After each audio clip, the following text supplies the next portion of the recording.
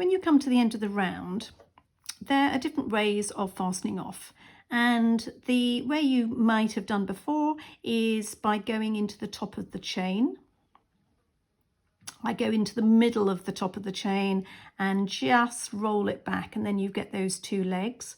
Pull the yarn through, and again as a slip stitch, and then to lock that in place I would just do a slip stitch and then cut off the yarn, and that's absolutely fine. You get a good secure join, but the only problem is that you end up with this little bump on the top and it just looks a little bit messy.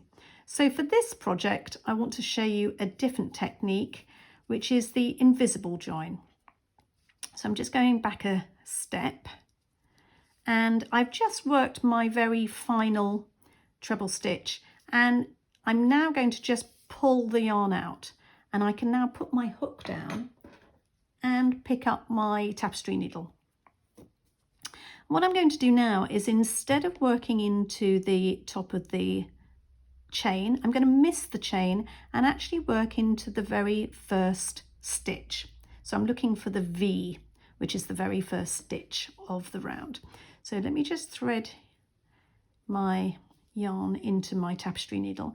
So jump across the chain, and from the front to back I'm going to go into the very first stitch. So I'm going underneath the first leg and the second leg with my needle, and then drawing through the yarn to the back.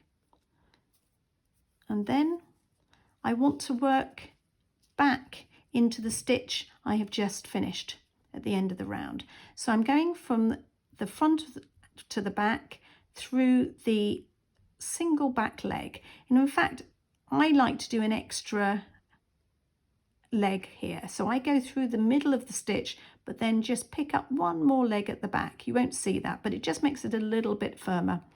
As I draw through the yarn, you're going to see what happens.